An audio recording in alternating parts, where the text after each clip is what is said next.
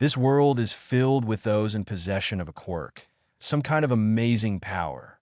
80% of the world's population had one, every hero had one, and everyone without one was just boring, useless background noise.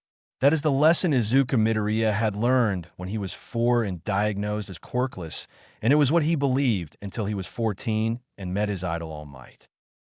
That day it started out as any other. A villain was causing trouble, and the heroes came to stop him. Izuku had got to watch their battle on his way to school. He had even watched the debut of the new heroine MT Lady. Then he rushed off to school, managing to make it on time despite getting distracted by the heroes earlier. There his day took a major downer. The teacher announced to the whole class that he, the only quirkless kid in school, had signed up to enter UA. This, of course, led to the entire class mocking him, because how could a quirkless loser ever think of applying for UA? What's worse, Bakugo Katsuki took that as a challenge, or possibly as Izuku looking down on him. So he responded by threatening Izuku. After class, things continued to go downhill. Bakugo used his quirk, Explosion, to burn Izuku's hero analysis notebook, tossed it out the window, then told Izuku to kill himself. He thought that was the lowest point of the day, but even that was eclipsed by Izuku getting attacked and nearly killed by a villain with a slime quirk. This attack also marked the beginning of what made the day one of the happiest days of Izuku's life. As he was losing consciousness, All Might appeared and with one punch defeated the villain, freeing Izuku. After detaining the slime in an empty soda bottle, All Might gave Izuku an autograph and prepared to jump away. But this was Izuku's one opportunity to ask if he could be a hero, so in an act of desperation, he clung to All Might's legs when he jumped. Finally landing on a multi-storied apartment roof, Izuku was given the opportunity to ask his question, "Can I be a hero without a quirk?" For a moment, All Might paused, steam rapidly billowing from him. As Izuku remained bowed and rambling about his past, he failed to see as All Might erupted into steam and be replaced by a much smaller and skeletal version of himself. Finally, Izuku looked up. "Ah!" Izuku yelled, jumping and fidgeting around. "Where's All Might? He was just here a second ago. Imposter." With a sigh, the now skeletal All Might spoke. "Settle down, kid. I am All Might. Think of a guy holding his breath to puff up his muscles at a pool. That's me." With that, he pulled up his oversized shirt and revealed a horrible injury on his side. 5 years ago, I fought a very powerful villain, one who managed to injure me severely. Most of my respiratory system has been destroyed along with all of my stomach. At the moment, I can stay in my hero form for 3 hours a day. What?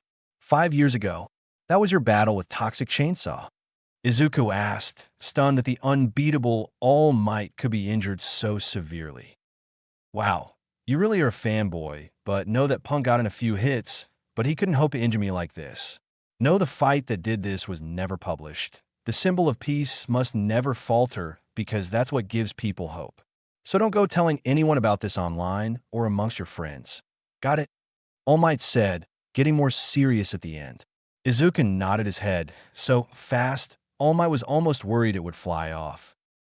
With another sigh, one brought on by thinking of the past, All Might continued to speak to answer your question. Can you be a hero without a quirk? Izuku tensed, dreading the answer but needing to know with all of his heart. Someone once told me, a hero is determined not by their quirk, but by their heart.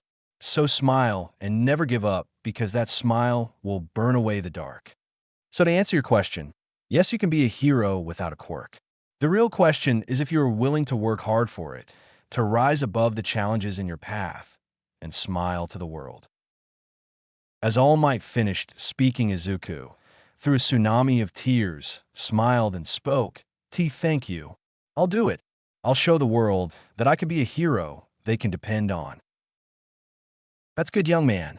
Now if you'll excuse me, I need to get this villain to the police."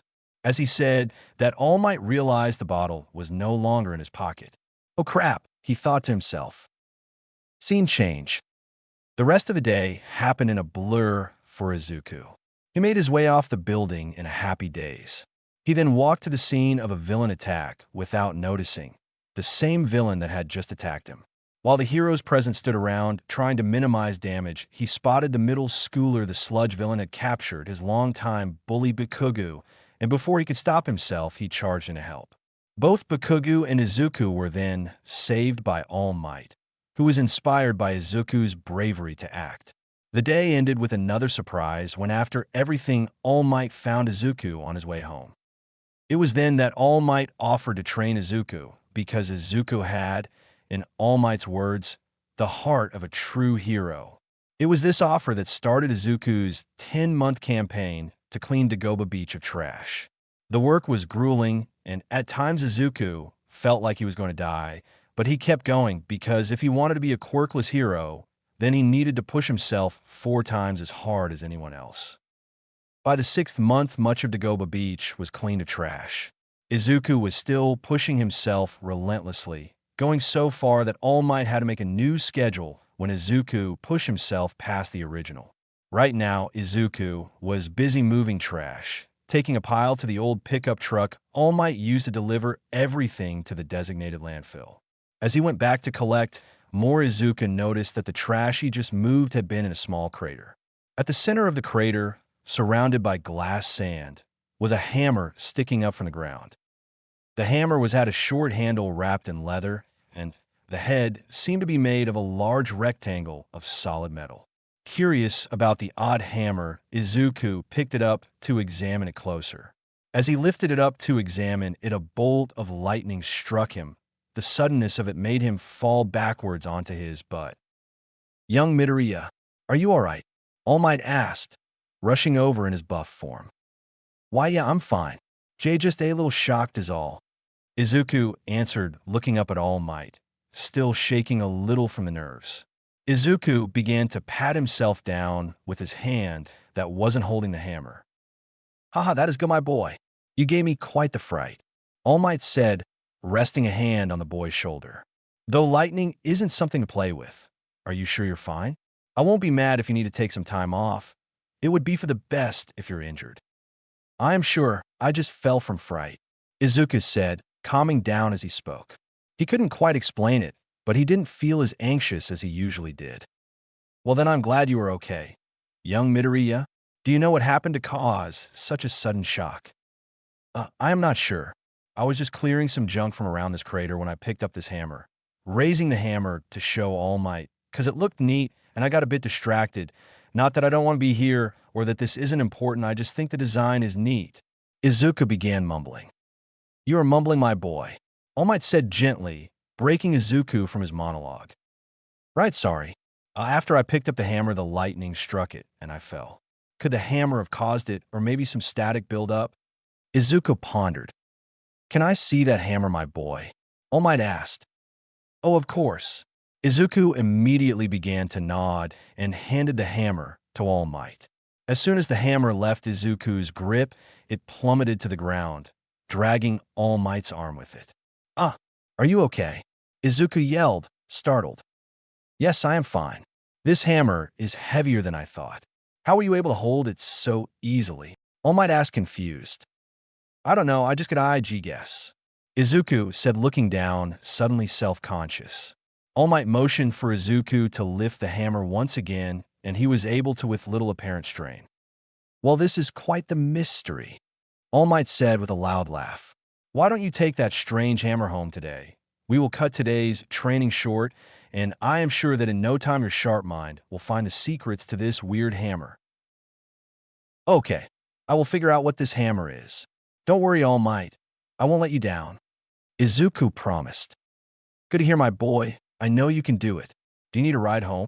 Seeing Izuku nod no, All Might said, "Very well, my boy. I shall see you tomorrow." With that, All Might made his way to the beat-up pickup truck and drove off. Scene change. Izuku's walk home was spent contemplating the hammer, so much so that he was surprised when he arrived home, having been lost in his thoughts. Izuku's home was in the top floor of an apartment complex. It was a 2-bedroom apartment with a small kitchen and modestly sized living room. The walls were tan, with some cracks, and mostly bare. The living room had an old red-green couch with a coffee table in front of it. A worn chair was to the side of the table, and everything faced the TV, which was against the wall with the door. Izuku's mom, Inko Midoriya, was sitting on the couch watching a movie called The Quirk of Love. She jumped a bit when Izuku opened the door. Once she saw it was Izuku, she began to ask a barrage of worried questions. Izuku, you're home early. Are you okay? Did something happen? You're not hurt, are you? Oh, no. I'm fine, just taking an early day is all. Izuku answered nervously. He didn't want his mom to know about the whole lightning thing, because that would definitely cause her to go into a panic. Well, that's good. You don't want to overdo it and hurt yourself. I haven't started supper yet, but if you're hungry, we have some apples. I just bought some today. Inko offered, her heart rate starting to settle down now that she knew Izuku wasn't hurt. That's okay. I'm just going to go to my room. Izuku replied as he walked past his mom and the couch and headed to his room.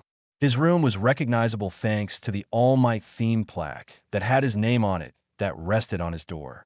Inside his room was even more All Might themed memorabilia. One could argue Izuku had too much memorabilia, but Izuku would disagree. The room was covered in All Might posters. The twin-size bed had an All Might bedspread. Even his alarm was All Might themed. Then there were the All Might action figures that decorated most of the shelves in his room. Though to be fair, he had other hero merchandise like a pair of Present Mic headphones, a Gang Orc-sponsored book on marine life, and Captain Marvel-themed hoodie. The last one was particularly rare since Captain Marvel was an American heroine. As Izuku made his way to his desk to study the strange hammer more closely, it began to glow. Floating out of his hand, it hovered at eye level. Then the glow condensed into the shape of a tall, muscular man, though it lacked any details beyond an outline due to it being made of light. Izuku was rendered speechless from his shock, and before he could think of anything, he was further thrown through a loop when the hammer spoke. Its voice came out like a rolling wave of thunder as it said, "Greetings, Izuku Midoriya. I am Mjolnir." Izuku stared for a moment, his mind taking its time understanding the events that just happened. Then once his brain rebooted itself, he started to pace around. To put it plainly, he was freaking out. What was going on? How was the hammer talking? Was this a quirk, some kind of weird joke? But then how come All Might couldn't lift the hammer? What kind of quirk would be needed to pull this off? Worry not, Izuku Midoriya. This is not a trick, Mjolnir said, interrupting Izuku from his unintentional muttering. The other man, All Might, could not lift me, for he was not worthy. Only those I deem worthy may lift me and wield the powers of Thor. What do why you mean, wield the powers of Thor? And why wouldn't All Might be worthy? He's All Might, the greatest hero ever. Izuku asked, his nervous stutter giving away at the end as he praised All Might. I shall not share what traits one had that made them unworthy of me, Mjolnir answered. It had yet to move except to keep its gaze on Izuku as he paced during his muttering. Those who are worthy are granted the powers of Thor, god of thunder. I have appeared before you to aid you in understanding these powers, for there is no Asgardian left to do so. Ok, vuvait. You mean a G-god, like an actual god? Izuku asked. This really was too much. Thor was considered a god by some of the inhabitants of Midgard, after he protected them from frost giants. The other Asgardians took similar titles as their existence was discovered by your people. Mjolnir replied. Seeing Izuku's continued confusion, the hammer continued explaining. Midgard is the name given to this planet by the Asgardians. The Asgardians were a race of immortals from the realm of Asgard. As the night wore on, Izuku listened as Mjolnir explained who Thor was and the powers he, and now Izuku, possessed.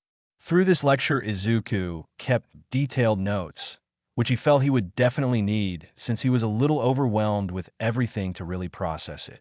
It would be well into the morning before Mjolnir would finish and revert back into its hammer form. The morning arrived early for Izuku, who had been up most of the night listening to the hammer. Mjolnir described the power it had bestowed upon him. The hammer had not only informed him of his new powers, but told him the harrowing tale of the fall of Asgard, which was apparently the home of the Nordic gods. Well, former home, as the Asgardians were wiped out hundreds of years ago. Once Mjolnir was certain that Izuku had a firm grasp on what was going on, the hammer's light form poofed away. Izuku decided to not go on his usual morning jog. Instead, he stayed home and studied the notebook he had used to take notes on Mjolnir's speech/lecture. He understood the basic idea of what Mjolnir had said. He now had enhanced strength and durability, as well as a psychic link with Mjolnir itself. But how does he use Mjolnir to change the weather, and is it really a good idea to throw Mjolnir at an enemy? His powers come from it, right? Wait, does this mean I have a quirk?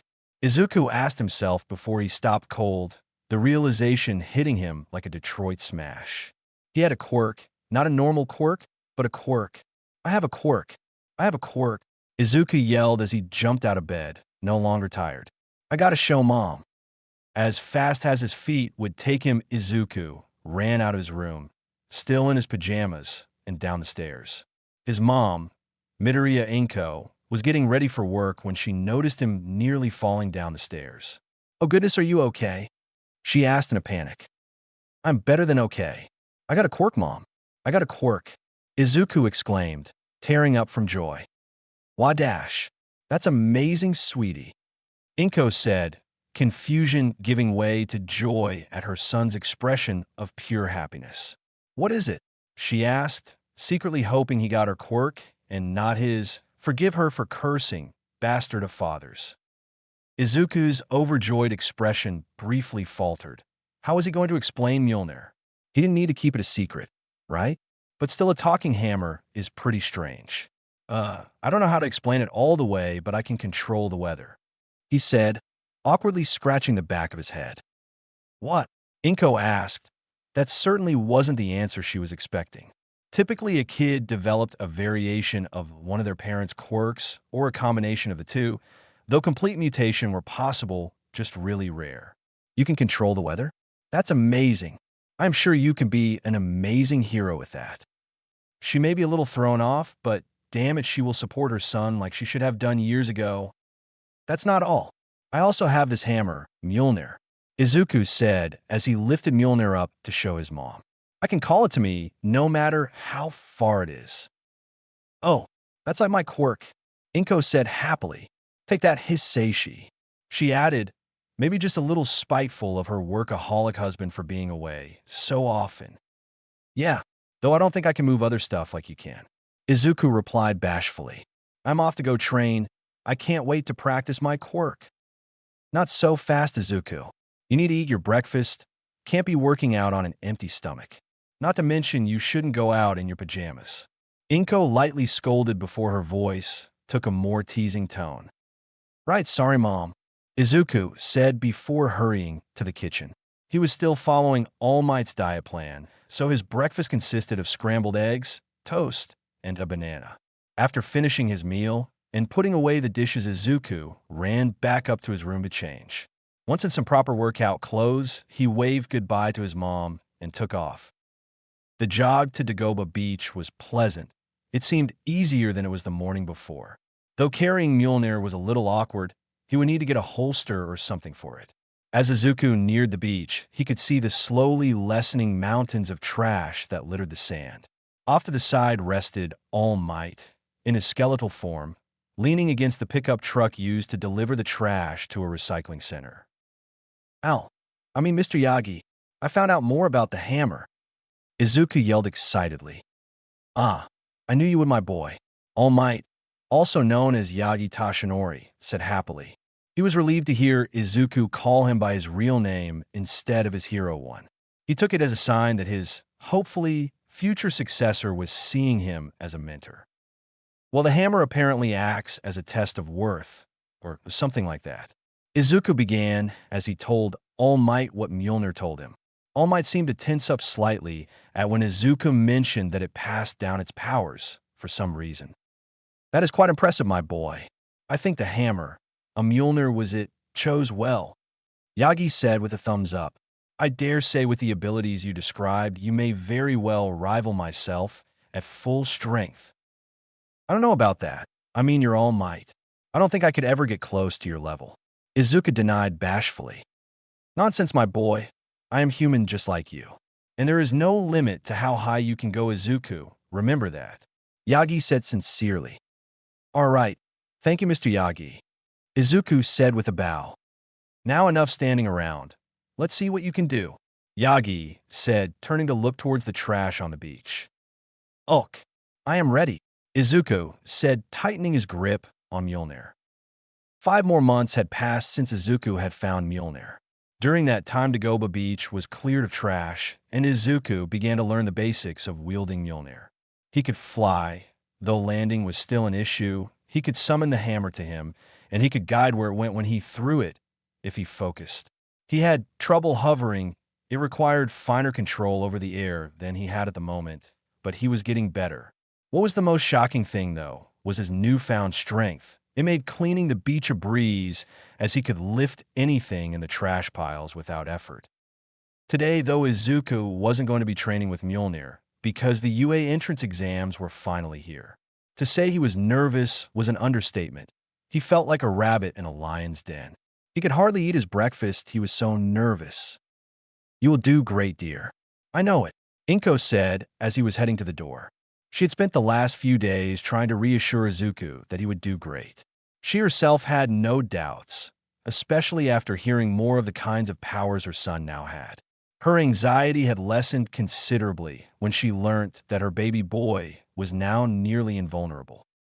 Thanks, Mom, Izuku replied as he walked out the door, feeling only marginally better. He knew logically that with Mjolnir he was going to be able to pass the practical exam, but the anxious lizard part of his brain just wouldn't listen and kept screaming at him. And those screams made a rather convincing argument. Once Izuku made it to the building, he was stunned. It's such a huge building. Pictures don't do it justice. He somehow shouted and mumbled to himself at the same time. Though that reaction wasn't unwarranted. UA was a massive school, both in terms of its main building, which was shaped like a multi-storied H, and a campus. The campus technically was its own city, comprised of several fake cities and a variety of other large training areas for the students to practice in. It lived up to its motto by going beyond the rational limit for how big a school needed to be. Out of my way, Deku, or I'll kill you, came the rough voice of Katsuki Bakugo, right as he purposely rammed his shoulder into Izuku's back. That effectively broke Izuku out of his awe-induced stupor. Despite Kaken's rudeness, I will do great. I won't let you down, All Might, Izuku thought to himself as he approached the stairs. Suddenly, he tripped over his feet and fell towards the ground. I guess I'll die then, was his last thought. Suddenly, he stopped falling. He was suspended in midair. As he righted himself, gravity turned back on, and he landed on his feet. Sorry about using my quirk on you, but I thought it would be bad luck if you tripped right before the exam, right? Came a voice behind him. Turning around, he was greeted by the bright, smiling face of his rescuer, even if it was only a small fall. She was a tall girl with a rounded face and a bob haircut. She also had a permanent blush. I am Uraraka Ochako. Nice to meet you. The girl, now identified as Ochako, said happily. Oh, don't want to be late. Good luck, she said as she spinned off into the building. Good luck to you too, thanks, Izuku called after her. That encounter sort of pepped him up. Yeah, he was ready for this. This is something he can do, he's got this. Really, the worst that couldn't happen is him being seated by Bakugo, but really, what's the chances of that? Apparently, the universe just hated him. The seating for the practical exam orientation seats everyone by middle school, so Izuku is stuck sitting next to Bakugo. And to top it all off, Bakugo growled at him when he sat down. Who does that? Present Mike made his way onto the stage to explain the exam. Present Mike was a tall, lanky man with long blonde hair, styled upwards like a banana. His quirk, voice allowed him to be very, very loud, and his personality was also very, very loud. In keeping with his theme of being loud, Present Mike yelled, "What's up, little listeners? Are you all ready to get this exam started? Let me hear ya." Yeah, came the solitary voice of Izuku, who immediately after wanted to disappear when no one else yelled. All right, love the energy. Present Mike cheered, throwing his arms up excitedly. What we got for you all today is quite the treat. You will have 10 minutes in your assigned test site to rack up villain points. But how do you get villain points, you ask? By fighting UA's assortment of robotic villains, of course. That's right, there are 3 faux villains to look out for. Present Mike explained as the screen behind him lit up to show 3 robots with a point value beside them. He explained how each villain was worth a different amount of points based on type, and how there would be hundreds of villains in each test site. At one point during the explanation, a blue-haired boy asked about the 4th villain mentioned in the pamphlets. He seemed affronted that UA could make such mistakes. Though luckily Present Mike calmed him down by explaining the 0-pointer, an obstacle that offered no reward for fighting it. Once the orientation was done, each examinee was given a card with their test group on it. These were organized in such a way that students from the same school weren't in the same group, which was a relief for Izuku. He was placed in Group B, and Bakugu got Group J. They had to take a bus to the test site. Once again, Izuku was in awe of just how large UA was. After getting off the bus and getting to the wait area, Izuku was able to look at his fellow test takers. Amongst his group, he saw the serious boy with blue hair, a blonde boy that was constantly sparkling, a girl with a shark head, and a pink-skinned girl with really cool eyes. As he was finishing surveying everyone, he spotted Ochako, who seemed to be trying to calm down. Before Izuku could take more than a few steps in her direction, the blue-haired boy placed a hand on his shoulder. "Can't you see that girl is trying to calm down? It would not be proper to interrupt her, nor is it proper to be carrying a weapon," the boy said in a strict, almost robotic tone. Before Izuku could reply, the gates to the mock city that made up their test site opened. All the examinees, including Izuku, stared at the open gate in confusion. "What are you all doing? Life doesn't do countdowns. Go, go, go!" Present Mike screamed through the speaker. With those words, most of the examinees took off at top speed. Izuku was still standing there for a moment as the others got further away from him. Shaking his head, Izuku tightened his grip on Mjolnir before flinging the hammer towards the city. Thanks to the leather strap at the end of Mjolnir's handle, he was pulled alongside the hammer. Thanks to his ability to sorta, but only kinda, fly, Izuku quickly pulled ahead of the others. Spotting a group of robots, he mentally directed Mjolnir towards them. Before the robots could react, Izuku crashed in the center of their group, which consisted of 4 one-pointers. One robot was smashed to bits by Izuku's crash landing. Another followed soon after as Izuku jumped up with a swing of his hammer, crumpling the robot's head. The remaining 2 robots, one in front of him and the other to his left, leapt into action. The robot in front charged forward, its hydraulic-powered fist prepped to clobber the would-be hero. The one to the left, making a similar move since the AI used on the robots was not programmed to use strategy. Izuku reached out his left arm, stopped the robot's fist mid-punch, then with a twist of his body, he used the robot like a club to destroy both the remaining bots. "All right, that's 4 points, let's do this." Izuku cheered as he began to race off in search of morpho villains. What followed was a robo-massacre. The one-pointers, which had a habit of charging toward students head first, never stood a chance. The 2-pointers were harder since they fired rubber bullets from a distance.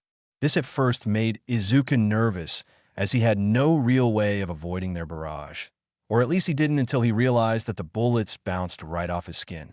After learning that, none of the robots were safe as Izuku ran along, crushing them with Mjolnir, or at times just punching through them.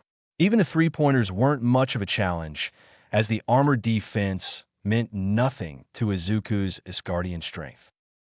A few times a laser would fly by and destroy a robot before Izuku could, and the blonde boy who sparkled would congratulate him on his excellent teamwork. Izuku wondered if the sparkling was part of his quirk.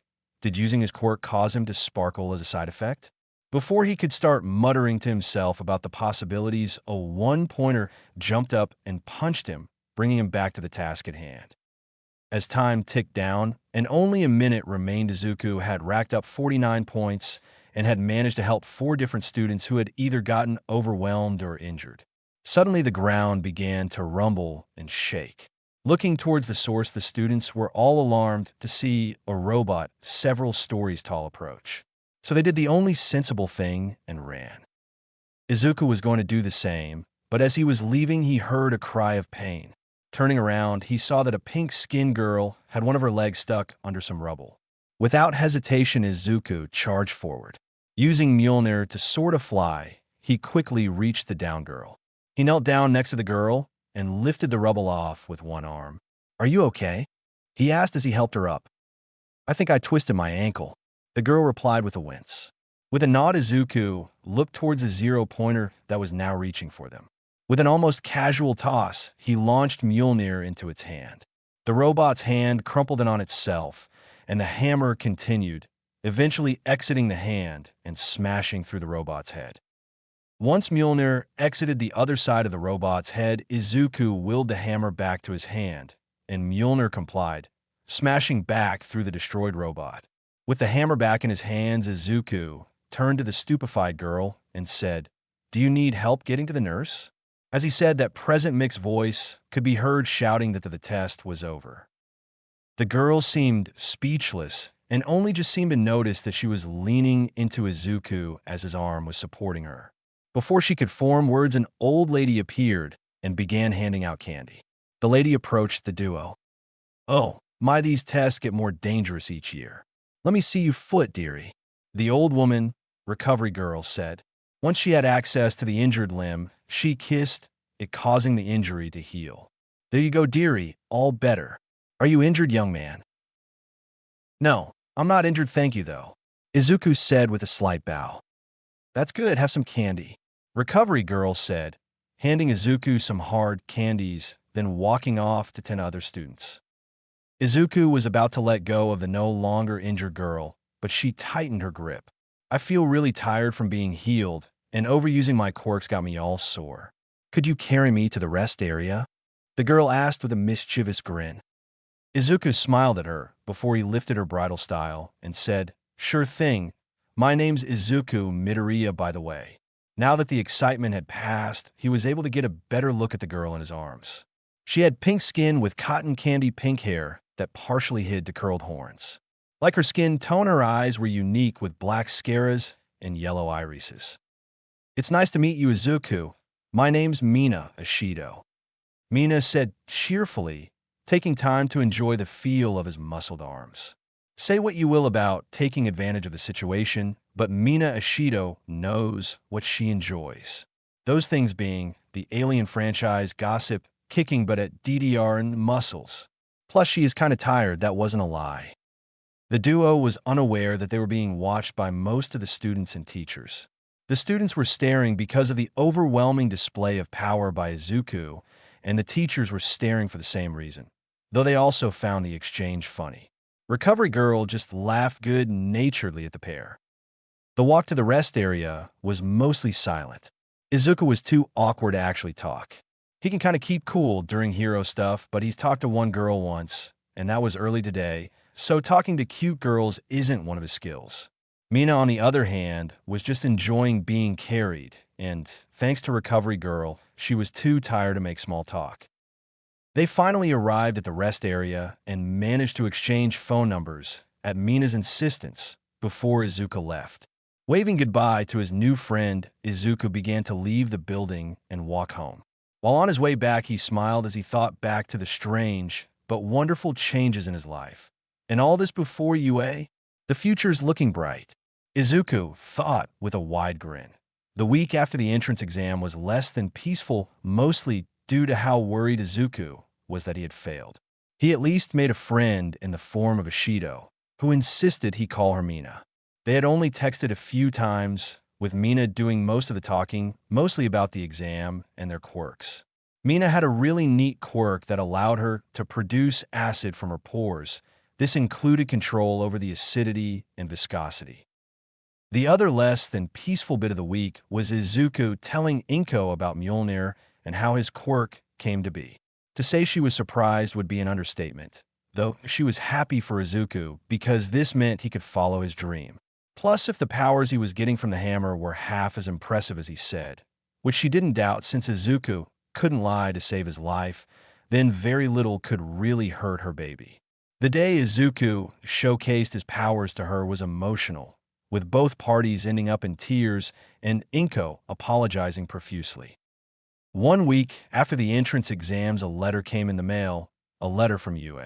Izuku laid the letter on his desk and stared at it for several minutes. This was it. Make it or break it. Logically, he was going to pass.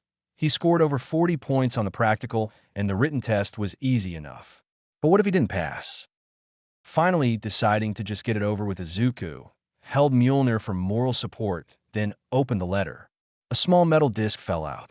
Not what he was expecting. "I am here, on a hologram," shouted All Might, dressed in a large, yellow-striped suit. "Young Midoriya, I must congratulate you. You passed with 49 points on the practical exam. More than enough to earn your way into UA. At least that's what I would say, but..." For a moment, Izuku thought his heart would literally stop from fright. What kind of hero course wouldn't reward a person for saving another? You, young Midoriya, went to the aid of a fellow examinee, putting yourself in harm's way. That noble spirit earned you an additional 50 points. So congratulations, your final score was 99 points. You not only passed, but you passed at the top of the scoreboard. With that, All Might gave a thumbs up and smiled widely. So let me be the first to welcome you to your hero academia. Oh, before I forget, I'll be teaching at UA, so see you there. All Might added, seeming to remember it at the last moment. Before the video cut off, he seemed to address someone off-screen. "What do you mean I took too long? I have how many left?" The image of All Might cut off with his face frozen in shocked horror. I passed. I passed," Izuku yelled, jumping up from his desk and accidentally sent his chair flying back into the wall. Izuku was too excited to notice the destruction of his chair, already running out of his room to tell his mom the good news. After getting the acceptance letter/video, Izuku spent the time before the start of school in a blur. He texted Mina, who also got accepted. He trained a bit. He still couldn't quite land properly when flying. He just sort of crashed. But the whole time the thought running through his mind was, "I got accepted. I'm going to be a hero." The day finally came. It was time to become a hero. A far more motivating way to say it was time to start school.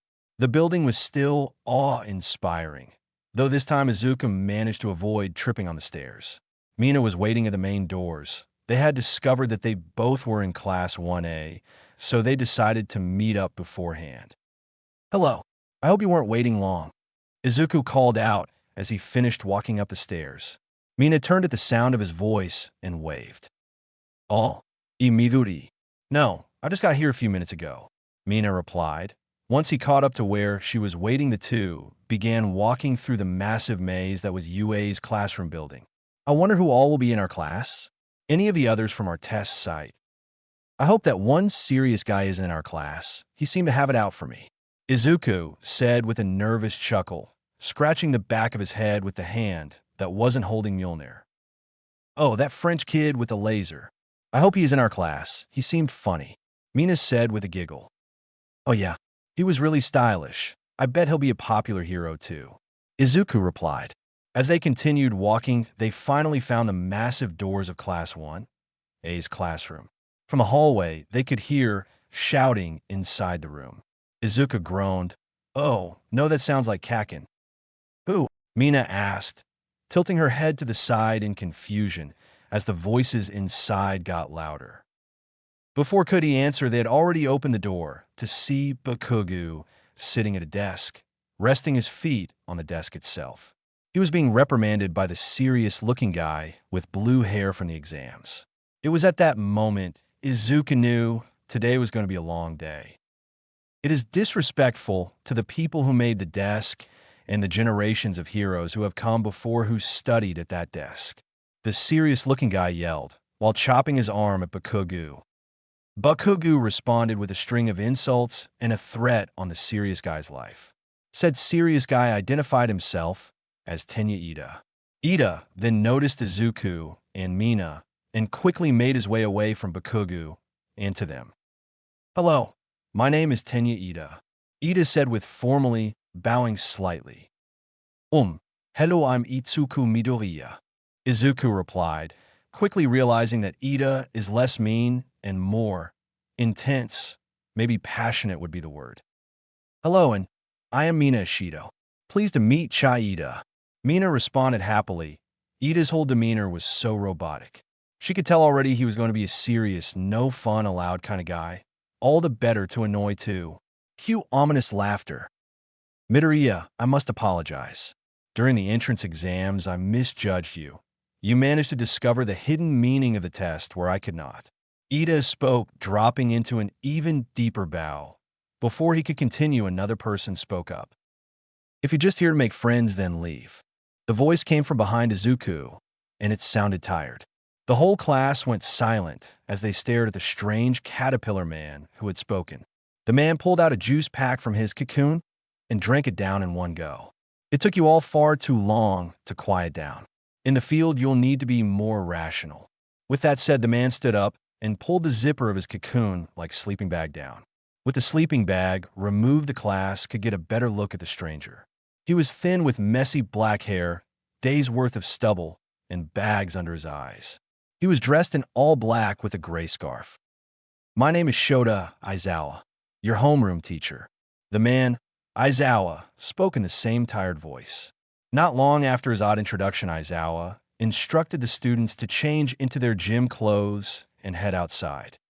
Once outside, he proceeded to explain how now that they were training to be heroes, they would be pushed beyond their limits.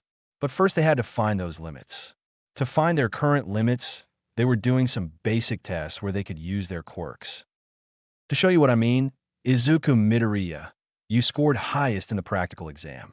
Step in this circle, Aizawa said after his explanation. With some hesitation, he really didn't like being the center of attention. Izuku made his way to the chalk circle. Aizawa threw him a softball. For this test, you will stay in the circle and throw the ball as far as you can. You can do whatever you want in the circle, so long as you don't step outside of it. Oh man, we get to use our quirks. This is going to be awesome, a blonde boy with a lightning bolt-shaped patch of black hair said. The rest of the class voiced their agreements. Fun? You want fun? How about this? The person who scores the lowest will be deemed without potential and be expelled. Aizawa stated, shocking the class in his silence.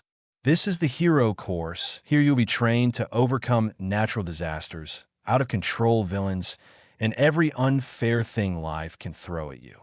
This will be hell. You aren't here for fun. Once he was done talking, the mood had settled into a somber and tense quiet. He nodded to Izuku, who jumped slightly.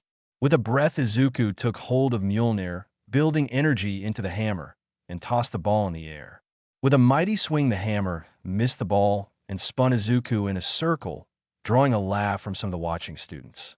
Izuku picked the ball back up, now several shades of red, and thought for a moment. Tightening his grip on the ball, Izuku reeled back his arm and put everything he had into the throw. The ball launched out of his hand and flew off into the distance, creating a sonic boom as it traveled. Several jaws dropped, including Izuku's.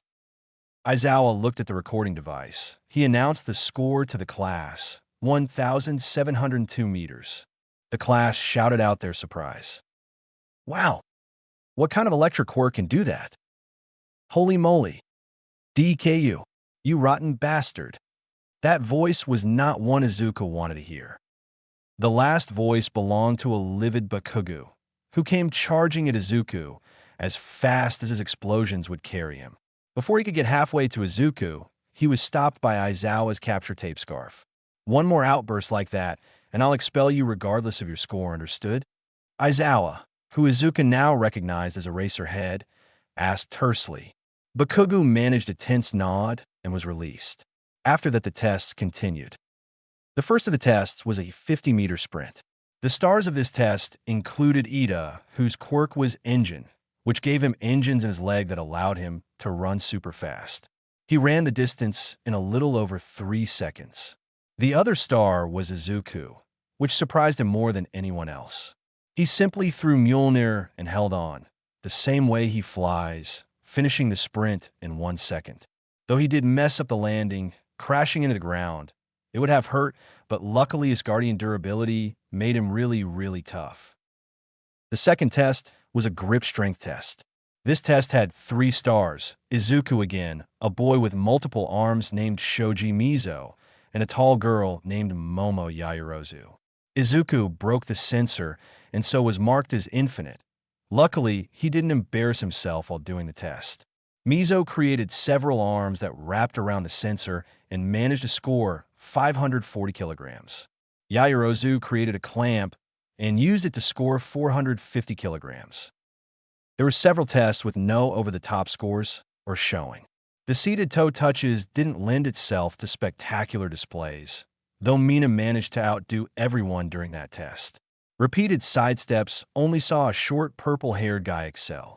The sit-ups also didn't have any big showings, though Izuku and a red-haired boy ended up in a bit of a competition nearing the end. It ended in a tie when Aizawa called time for the test. The ball throw allowed for some of the students to really show off. Bakugu scored 705 meters, using an impressive explosion. Yaoyorozu scored 852 meters by creating a cannon. Izuku was still not sure what exactly her quirk was. But the best score by far was Uraraka Ochako's score of infinity, thanks to her gravity-canceling quirk. The last, and by far the longest test, was a long run where the score was based on how long you could continue running. The winner to this one was Yaoyorozu, who created a solar-powered scooter. Once the final test was done, Aizawa tallied the scores. It would take too long to list out the scores one at a time, so here they are, he said in his tired voice as he clicked a button to reveal the scoreboard. Izuku was surprised to find himself in second place under Momo Yaoyorozu. Before he could think much on it, his thoughts were interrupted by a loud yell. "No, this isn't fair. I haven't even seen once boob yet." The person yelling turned out to be the short purple-haired boy. Izuku wanted to have pity for the boy, but really his yelling about seeing boobs sort of killed that thought. "Your class schedules are on your desks. Pick them up before you leave, and don't be late tomorrow," Aizawa said, talking over the now crying purple-haired boy. "And for the student who placed last, you'll find your new Gen Ed class schedule on your desk as well. Let this be a lesson to all of you. Being a hero is dangerous, and you need to give it your all." With that, he stalked off to wherever it is he is going. I was sure he was lying to motivate us," said Yorozu thoughtfully. The second day of UA was far less nerve-wracking. Homeroom passed by without any threats of expulsion, and the more normal classes like math, science, etc. were like classes you'd have at any high school. All in all, if it wasn't for the fact all the teachers were pro-heroes, then it would be hard to tell it was a hero school at all. That was true until Heroics 101, the last class of the day. It started as All Might announced in his booming voice. "I am coming through the door like a normal teacher." Despite his announcement, he was not, in fact, coming in the room like a normal person. He sort of awkwardly sighed, stepped into the room, since the door was too small for him to walk in while posing, wearing his Silver Age costume. The cape, billowing in non-existent wind, really topped everything off. As the class exploded out in excitement, All Might pulled a sign out of his desk that read, "Battle Trial. Today we will be going to Training Field Gamma to have our class. But first, you all need to look the part of heroes." All Might yelled while bringing out a remote with a flourish and pressing it. This opened a panel along the wall, and 19 labeled canisters popped out. "Get dressed and meet me at Gamma." The students of Class 1A rushed to get their costumes and headed quickly to the locker rooms. The excited students were laser-focused on getting on their new costumes and testing them out. After almost no time at all, the young heroes-to-be, now dressed the part, made their way to Training Field Gamma. Gamma, being the closest training field to their classroom building, meant that the trip was only a short walk down the stairs to the ground floor and a trip through a concrete tunnel. Waiting for the students at the end of the tunnel was All Might. They say, "The clothes make the hero, and you are the proof," All Might exclaimed as he eyed the costumes of his students. Already he could tell some of the designs wouldn't last the school year, either because it was too impractical or it limited the students' quirk usage, as was the case for Todoroki's costume. "You all look like fine heroes." The students of Class 1 finally took the time to look at everyone else's costumes, which they had mostly ignored in their earlier excitement. One such student was Mina, who bounded over to Izuku to both show off her awesome costume design and to get a better look at his. Her costume consisted of a fur-collared vest over a purple and turquoise bodysuit. Her boots had holes along the sides and bottom to allow her acid out, and she had stylish white goggles to protect her eyes. Mina barreled through the other students in between her and Izuku with practiced ease, but stopped short when she saw Izuku's costume. He wore a steel breastplate with 3 circular pieces running down each side of his chest. Under the armor, he wore a green full-body jumpsuit with a mast hood that came with bunny ears and a giant smile painted onto the mask. Then with the red cape and red sneakers, the whole thing looked kind of like it was thrown together last minute. "Hey, Midori, what do you think of my suit?" Mina asked as she recomposed herself and walked over to her friend. "Oh, hey, Yashido. I really like your costume. It's got a kind of retro party vibe going for it, which suits you," Izuku said, proud he only stuttered a little. "That's what I was going for. A sorta alien meets retro rave. What about you?" "I like the armor, by the way," Mina responded happily, jumping a little as she talked. "Oh, well, I was originally going to go with a fully armored Viking theme, but my mom made the jumpsuit, and I want to show that off. Wouldn't feel right not using it since she made it herself," Izuku said, scratching the back of his head in slight embarrassment. "Ooh, that's totally sweet," Mina exclaimed. Before she could continue talking, All Might began to gather everyone's attention. "All right, you Zygo, today's lesson is a mock battle trail," All Might began, only to get cut off by a barrage of questions. He started to get overwhelmed, so he grabbed his cheat sheet. All right, one at a time. My quirk isn't super hearing. Now, as I was saying, today's battles are going to be held indoors.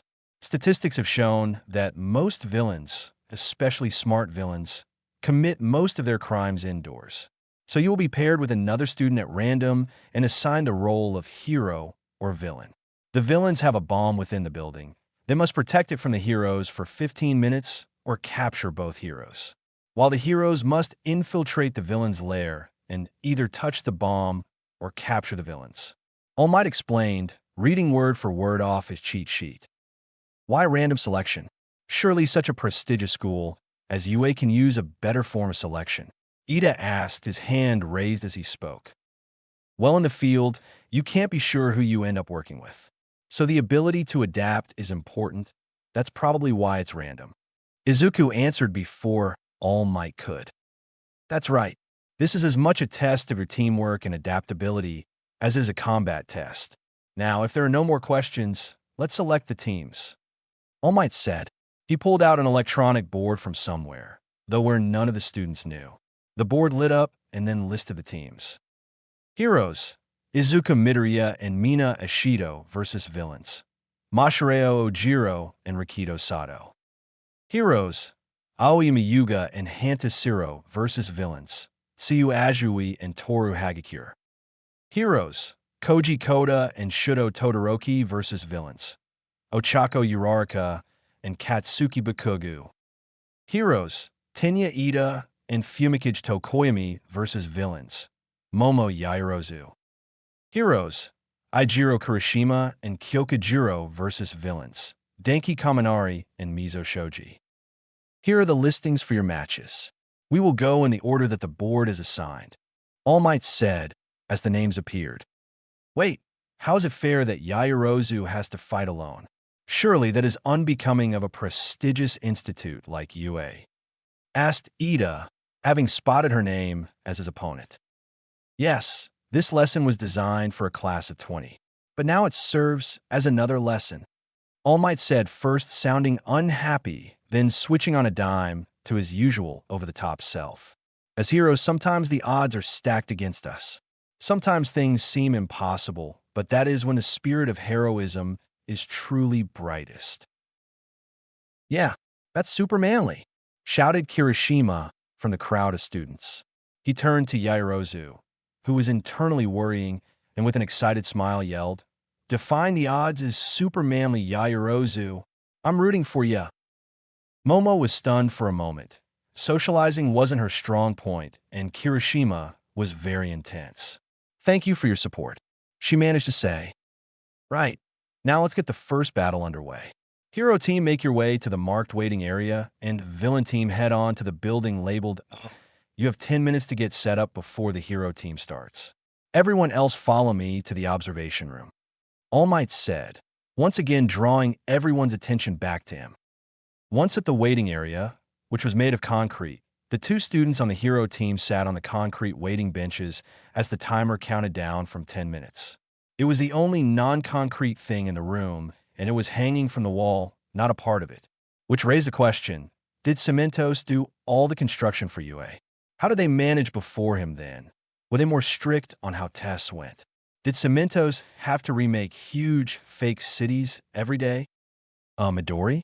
You there? Mina asked, shaking Izuku's shoulder, which caused him to jump. Was I mumbling? Izuku asks, getting a nod in response. Sorry, sometimes it happens without me realizing it. It's no trouble, dude. Mina reassured with a smile and a thumbs up. So you got any plans for this test? 'Cause I'm not much of a planner. All right, plan. Well, I guess first things first, what do we know about their quirks and each other's quirk? Izuku said as he got into a thinking pose. Ojiro's is simple. He has a tail. It's versatile, but not so much in a cramped building. Sato's quirk, a strength enhancer. Not sure its limits, but he'll be trouble. Since they can't fight at range, their best bet is either hiding or ambush. And ambushing is risky, so it's more likely they'll stay at the bomb and wait till we find them and fight. Right, that makes sense. So we just focus on finding the bomb, then overpower them once we do. Your quirk basically is overpowered, and mine will incapacitate and distract easily enough. Mina concluded. Yeah, though the real question is if we start from the roof or the floor.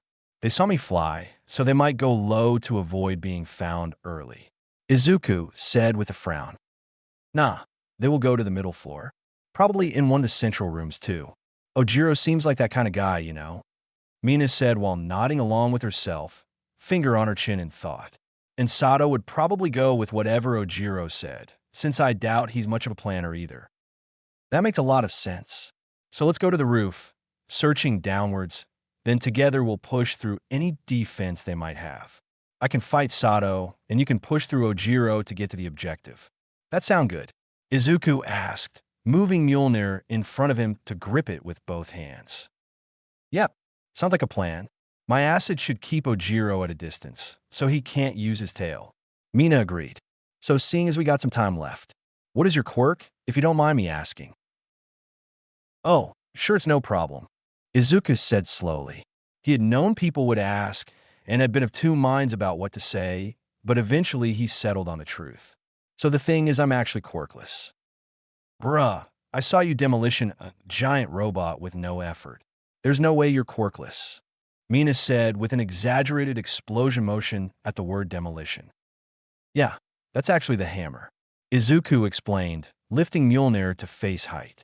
If you can lift it, it grants you the powers of Thor, god of thunder, who is apparently real and actually an alien from the planet Asgard. Okay, I like it. Crazy backstory with aliens. We could totally be a team or something, because I also wanted to have an alien theme too, Mina said excitedly, prompting Izuku to laugh a little at how she bounced in her seat. I'm serious though, totally quirkless, toe joint and all. I found Mjolnir, the hammer, while I was cleaning up the Goba Beach.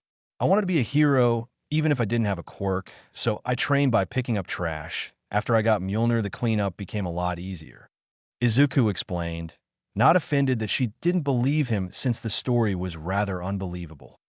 Okay, say I believe that you found an alien hammer that gave you the powers of God. What powers does that include? Because I've still got no idea what you could do exactly. Mina said, sounding only a little disbelieving. I know it sounds crazy. I still don't believe it sometimes, to be honest. But let's see, the powers Mjolnir grants include invulnerability, super strength, control over the weather, flight, and the power to generate lightning, to create barriers, and speak every language. There are more, but those are the most versatile. Izuku said, having mentally went over the list of powers in his head. What the hell? You are crazy overpowered. Mina shouted, not angrily, but more in shock. And you said a magic hammer gave you all that? Izuku nodded. Damn, You must be the luckiest person ever." She seemed to calm down after her outburst and sat back down while shaking her head. For a moment, she was quiet, and an awkward silence filled the room. Suddenly, Mina spoke with teasing lit to her voice. "You know, you almost sound like an anime character. With that backstory, you'd definitely be the protagonist." Izuku snorted before he replied, "Yeah, I guess you're right. But as long as there aren't villains popping out of the woodworks or random rivals with tragic backstories, I think I'm safe." "Maybe you're my rival," Mina excitedly suggested. "You have a somewhat tragic backstory, being quirkless, and you're starting out way stronger. We even have the alien theme down." She was once again out of her seat, jumping around. "Or maybe I'm a main character and you're my love interest. And I'll have to save you at some point like a damsel, and we'll find out your alien royalty. I can assure you that I am human. So sorry to burst that bubble," Izuku said with a nervous laugh and a light blush on his cheeks. He was suddenly very aware that he was talking to a girl, something he didn't have much experience in doing. "Hero team, you may enter the building," blared All Might's voice from the speakers. The two heroes-to-be jumped at the reminder that they were in fact there for a test. The two scrambled towards the concrete doorway. The waiting area was across the concrete road from the testing site. The building their test took place in was a 5-story tall building made entirely of concrete. It had 4 windows on each floor, all spaced evenly apart. Overall, it was a bland office-looking building. "All right, to the roof first," Izuku said, mostly to himself. Turning to Mina, he thought for a moment before saying, "How do you want to get up to the roof? I can carry you or throw down a rope, or you could possibly melt out handholds and climb." The last bit was said in a half-mutter as he began to think of just what her quirk could do. I'll let you carry me hammer time," Mina said after a moment's thought. "That wasn't as creative as you think it was." Izuku deadpanned, trying to ignore the feeling of Mina pressing against his side. By no means was he distracted by the things pressed against his side. Nope, not at all. He also wasn't beet red as he let Mjolnir drag him and Mina into the air. The trip to the roof of the building was only a few seconds long, but it took Izuku longer to steady himself in the air and let Mina down. His stead hover failed as he tried to land on the ground himself, resulting in him falling on his butt, much to the amusement of his former passenger. "I really need to work on flying," Izuku muttered. With Mina still laughing at him, Izuku walked over to a door, surprisingly made of steel, that presumably led to one of the stairwells in the building. With a causal push, Izuku broke the hinges off the frame and launched the door down the stairs. With a mutter of OP for Mina, the duo made their way down the stairs and onto the 5th floor. Carefully, the two searched the floor for the objective, only to find empty rooms. While they searched the 4th floor, Izuku and Mina noticed it was laid out the same as the 5th, so even though the bomb wasn't there, they now had an idea as to what the building looked like. So far, it seemed that the floors could be entered through 2 stairwells, one at the northeast corner and the other at the southwest corner. Coming in from the southwest corner, as Izuku and Mina did, showed a long hallway with 4 windows evenly spaced along one side, while the other side had 4 doorways. In between the 2nd and 3rd door was a path that led to the northern hall, which was identical to the southern one. The rooms were all spacious and empty, though for some reason they each had 4 support pillars. On the 3rd floor, Mina's prediction was proven correct. One of the doors was locked, indicating the villain team was there. Instead of busting through the door, though, as that would be expected, they went around to the other hallway and entered the room behind the locked one. There they paused for a second to plan. "Should I bust down the hall, or do you want to meld it?" Izuku asked. "Smash it, dude," Mina answered quietly, but with enthusiasm. With a chuckle, Izuku nodded. Grasp tightening on Mjolnir, Izuku swung the hammer at the wall, the concrete giving way to the divine weapon like wet cardboard. Shouts of alarm came from the now open room as the villain team jumped back from the wrecked wall, luckily managing to avoid any big chunks of concrete sent that had been sent flying. "Knock, knock. Y'all order room service?" Mina shouted over the sound of falling ruble. Nearly as soon as she yelled that, she charged for the bomb in the corner, only to be intercepted by Ojiro, who was already recovered from his surprise. Dodging a hit from his tail by the skin of her teeth, Mina retaliated by launching a glob of weak acid at Ojiro's face. He also managed to avoid the attack, and the fight was on. Izuku stepped over the rubble in time to see Sato pull out a packet of something that he then ate, which caused the bulky teen to bulk up even more. With a roar, Sato charged Izuku. Izuku raised both arms, Mjolnir still in his right, and grabbed Sato by the shoulders. The moment Izuku made contact with Sato, the larger boy stopped cold. Sato couldn't keep the surprise off his face, but quickly turned it into a scowl as he started barraging Izuku's head and torso with full-powered punches. It was Izuku's turn to be surprised as Sato packed quite the punch.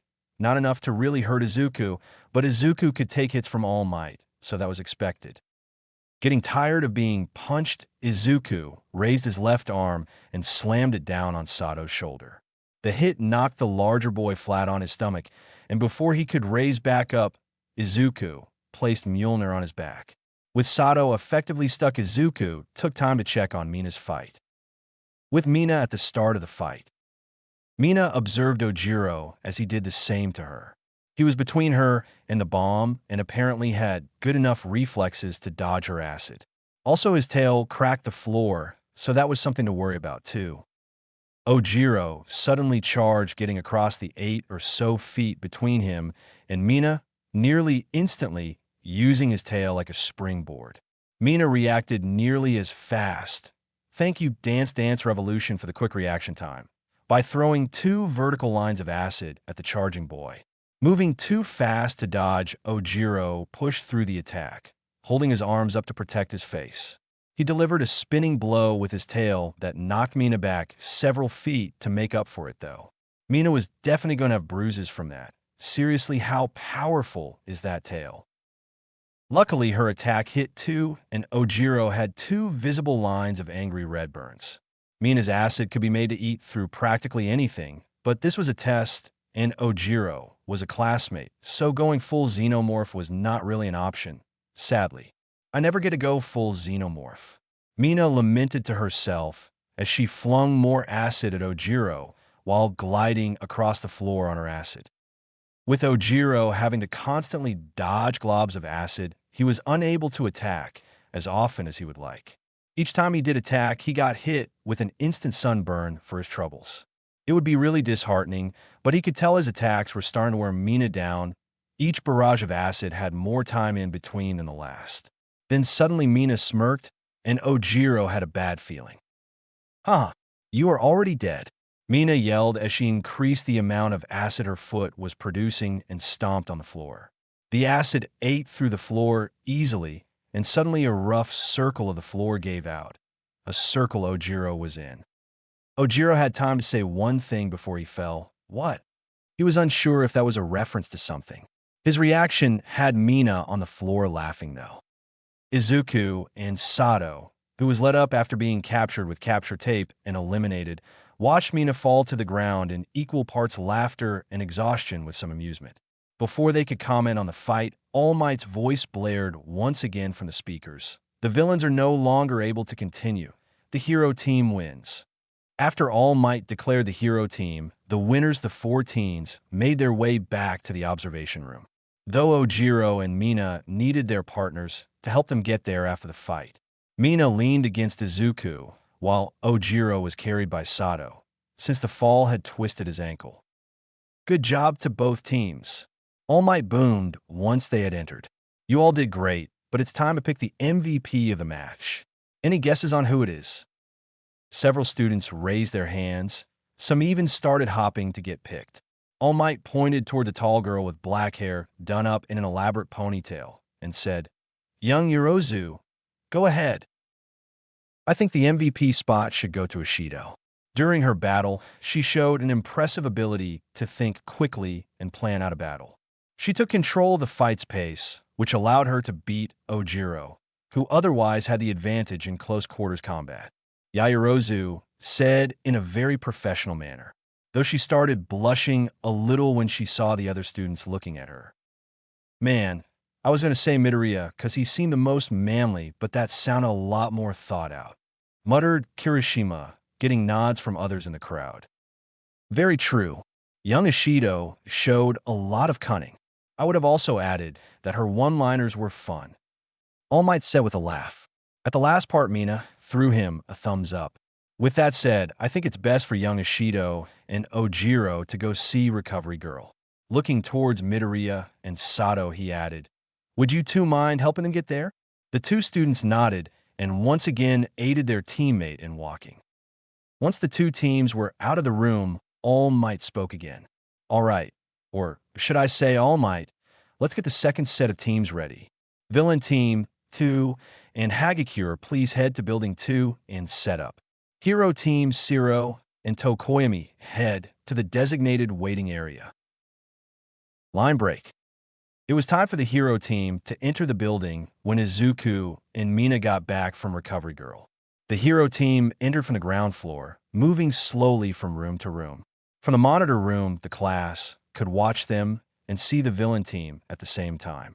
Tsuyu could be seen on the third floor with the fake bomb, but Hagakure could be anywhere. All they could see of her was her gloves and shoes in a pile behind the bomb. "Geez, I'm getting nervous for the hero team," cried Kirishima. "Just knowing someone could be right there without you knowing is giving me shivers." "Yeah, how do you even fight someone who's invisible?" Kaminari added, "especially when you know they're naked." The rest of the class gave a collective look at him. What? Was no one else going to mention it? "I'm just saying it would be sort of distracting." Kaminari defended. "That's fair. I think an opponent stripping would throw me off too." Came the voice of Jairu, much to everyone's shock. "Exactly," Kaminari cried. "Can you all shut up?" yelled Bakugu.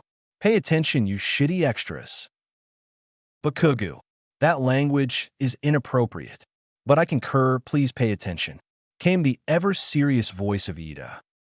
Back in the building, the hero team had advanced to the second floor. They were currently in the hallway, having just passed an empty room. Behind them suddenly appeared a line of capture tape. Tokoyami, who was in the lead allowing Dark Shadow to scout ahead, was aware something was wrong when Zero shouted out in surprise. Turning around quickly, Dark Shadow at the ready, he saw Zero with capture tape tied around his face just as All Might announced his elimination. Realizing what must have happened, Tokoyami commanded Dark Shadow to break the lights in the hallway. Once the light was gone, Dark Shadow expanded, bumping into Hagakure. With a startled squeak, Hagakure found herself lifted into the air by the living shadow. "You cannot hide in the dark, for it is my domain," Tokoyami intoned. All Might announced Hagakure's capture, and the teams were each down to one. The tension rose as Tsuyu moved up onto the ceiling above the door, and Tokoyami began to move more quickly in his search. Hagakure and Zero were left tied up side by side. "Well, this sucks, defeated before I could do anything," Zero complained. Sorry. No hard feelings," Hagakure asked, fidgeting in place. "Nah, it's cool," Zero said with a shrug, as he untied the capture tape from around his face. At the same time, Tokoyami had found the bomb. Before entering himself, he sent Dark Shadow to look around the entrance. The shadow entity saw no sign of the other villain. Returning to Tokoyami, Dark Shadow gave a shrug and said, "It seems clear." Not one to be reckless, Tokoyami slowly walked into the room, Dark Shadow at the ready. Tsuyu waited above the door, capture tape at the ready. Once Tokoyami had fully entered the room, she dropped, ready to ensnare the bird-headed teen. Luckily for Tokoyami, Dark Shadow suddenly launched itself at Tsuyu. Tsuyu was forced to kick off the wall to avoid getting captured. Landing several yards away, Tsuyu stared down the entity and hero. Tokoyami returned her stare, and the two stared each other down, waiting for some unknown signal. Suddenly, the two sprang into action. Tsuyu jumped to the side and launched her tongue out towards Tokoyami, while Tokoyami launched Dark Shadow out to attack at the same time. Dark Shadow tore into the concrete where Tsuyu had been, while her tongue simply annoyed the shadow entity. "You shall not win this, villain. The forces of the night empower me," Tokoyami said cryptically. "Foolish hero, Karo. I am the great Empress Frog, and nothing can stop me, Karo," Tsuyu said as she began to chuckle sinisterly, a chuckle that sounded like riveting. Tsuyu launched several pieces of concrete, knocked loose by Dark Shadow, at Tokoyami with her tongue. And she jumped around and launched herself at his back. With Dark Shadow busy blocking concrete, Tsuyu had a straight shot at Tokoyami. Moments before Tsuyu impacted Tokoyami, he jumped to the side, leaving only his heavy cloak behind. Tsuyu, unable to stop, was swallowed up in the cloak. In the brief seconds it took her to untangle herself from the cloak, Tokoyami sent Dark Shadow out and secured the bomb. The hero team wins, All Might announced. It took some time, but the 4 students returned to the observation room. Luckily, this time no one needed help getting there. As the teams were getting in, Sato and Ojiro arrived. Good job to both teams. You did fantastic. Now who wants to say who they think is the MVP? All Might asked, and once again, several students went up. Looking around the room, All Might pointed towards the sparkly French kid. Young Aoyama. Aoyama posed before answering. It was Tokoyami. He had such a flair for dramatics. He shone nearly as brightly as moi. Tokoyami stumbled as if struck, and Dark Shadow burst into shadowy tears. It was only thanks to Siro catching him that he didn't fall to the floor. In the background, Shoji and Jiraiya nodded in sympathy. True, both young Tokoyami and Tsuyu showed a dedication to their role. It should also be noted that Tokoyami displayed excellent reflexes and a tactical mind when utilizing his quirk. All Might said, ending with a thumbs up to the recovering Tokoyami. Now, will the villain team of Ochako and Bakugo please head to Building 3 and the hero team of Koda and Todoroki head to the designated waiting area? All Might announced. Once the teams were in their place, and the timer until the hero team could start was set, the class was treated to the most awkward 10 minutes of their life. Koda was too nervous to speak, and Todoroki was apparently content to not say a word, so they sat there in an uncomfortable silence. With the villain team, things weren't much better. Honestly, they were worse depending on who you ask. Ochako would attempt to start a conversation or talk about a plan, and Bakugo would rudely shut it down. That the villain team even set their bomb up was a miracle. The whole class was relieved when All Might announced the start of the battle. And that relief quickly turned to shock when Todoroki froze the whole building as soon as he reached the door. To the class, the building froze in the blink of an eye. With that, Todoroki walked through the building, quickly checking each room he passed. He soon came upon the 2 frozen villains and their bomb. Bakugo glared at Todoroki as he passed, but couldn't move or even activate his quirk to stop him. Ochako stood frozen in place, straining to do anything, but she was also helpless. Straining her arms as much as she could, even trying to use her quirk, did little to free her. The ice barely began to crack when Todoroki touched the bomb. The hero team wins. All Might's voice was heard saying, from the other buildings, since Building 3 speakers were frozen over. Todoroki turned, and without speaking, thawed out the villain team. Bakugo seemed ready to attack him right then and there, but managed to restrain himself. With a huff, he just turned and marched out. Giga game. I really didn't see that coming, Ochako said with a bit of forced cheer. Thank you, Todoroki replied. Once they all got back, Todoroki was declared the MVP, and the next team was sent out. No one really knew what to say after watching that match. The next match was Ida and Aoyama versus Yaoyorozu. This time the wait was far less awkward. Yaoyorozu spent the time setting up traps around the building. Her ability to create anything made her nearly unstoppable given time to plan, and she knew it. Ida and Aoyama spend the time planning, sorta. Does this cape not bring out my sparkle? Aoyama asked. Though he was talking to Ida, he was staring right at the camera. Yes, you are very bright. Ida responded seriously. How should we search the building? We could split up, but doing so we would lose the numbers advantage. Together we'll shine much brighter. Your armor is nearly as fantastique as my own. Aoyama studied with a flourish, still staring directly at the camera. Thank you. A costume should be inspiring. Ida replied. If we are to stay together, then I shall take the lead. Your quirk allows you to be effective at a distance, correct? Yes, my naval laser is trace efficacious. I shall follow you, and together we shall defeat any foe. Aoyama exclaimed. Line break. I really like Aoyama, Izuku said. Everyone else was silent as they marveled at Aoyama's ability to stare directly at whichever camera they looked through. I know. I love the energy, the posing, the odd sparkles. He's like a JoJo character. Mina added happily. I don't know. He seems weird to me, Kaminari said, getting several nods of agreement. Though the JoJo thing is true, Jiraiya said. Maybe you and him are more alike than we thought.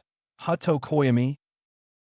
This betrayal shall be avenged, Tokoyami said as he once more stumbled and fell to his knees. Further banter was interrupted by All Might announcing, Hero Team, you may enter the building. The Hero Team moved quickly, entering the building for the ground floor. Ida led Aoyama through the empty first floor at a steady pace. The second floor was equally empty, and so was the first. Perhaps she has hidden herself on the fifth floor, Ida guessed, maybe hoping to give us as little time to fight her as possible. A devious plot, but it won't work on us. With that said, Ida upped the pace, power walking toward the stairs. Once on the fourth floor, Ida nearly tripped on a tripwire. Luckily, he caught himself at the last moment. I see instead our adversary planned on us lowering our guard, Ida commented as he stepped over the tripwire. As soon as his foot touched the ground, he heard a click. He had stepped on a pressure plate. A net came flying forward, and Ida only just managed to avoid it, but Aoyama wasn't so lucky. Ida didn't have time to help his teammate, though, because his jump to the side activated another trap that he had to jump to avoid, using the engines in his legs to propel him away from another net. When no other trap was activated, Ida looked back towards Aoyama, who was double-netted against the wall. Do not worry. I shall free you from the net, and we can continue now that the traps have all went off, Ida said to comfort his distressed teammate. Reaching Aoyama, Ida began to pull on the ropes, which activated another trap that had been armed by the ropes landing where they had. This trap didn't launch nets, though. Instead, it released gas into the hallway. Before Ida could react, he found himself falling unconscious. A villain team wins, All Might announced, clearly as shocked as the class. That was terrifying, like she knew how he would dodge and everything. Hagakure yelled. Dude, that was so manly. Kirishima yelled. That was cool, Jiraiya said in awe. The whole class was talking about Yaoyorozu's traps until her and the Hero Team, who she woke up after being declared the winner, arrived back to the observation room. Nicely done. Now who wants to say their pick for MVP? All Might asked, once again getting several raised hands. All right, young Ishido. It has to be Yamamo. She set up some crazy complicated traps and even hid the bomb in case they got through them. That's all kinds of smart, Mina said excitedly. Plus the whole filling a floor with knockout gas is scary. So villainous. I agree. Young Yaoyorozu showed excellent planning skills and a mastery of her quirk. All Might agreed. Now it is time for our final match of the day. Will the villain team of Kaminari and Shoji please head to Building 5, and will the hero team of Kirishima and Jiro head to the designated waiting area? Line break. So, I guess before we make any plans, we should know each other's quirk, huh? Kirishima asked once him and Jiraiya were in the waiting room. Yeah, that makes sense. Jiraiya agreed. My quirk is earphone jack. I can plug these jacks into almost anything and channel the sound of my heartbeat into it. They also let me hear extremely well, sort of like sonar.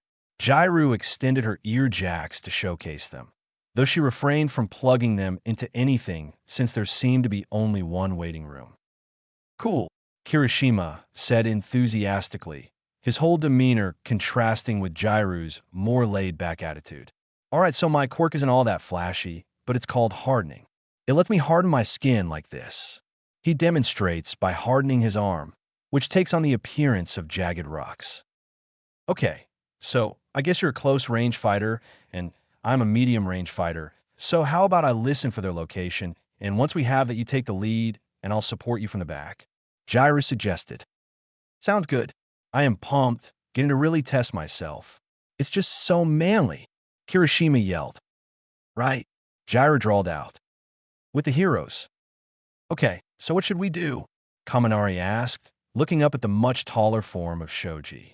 I suggest we just wait for them to come in the room, then BAM. I zapped them. What to say? Kaminari seemed quite proud of that plan. Shoji formed one of his hands into a mouth before replying. That might work. Can you control your electricity enough to avoid hitting me? Not really. It's either a wild all-out attack or I have to be touching the person to shock them. Kaminari admitted.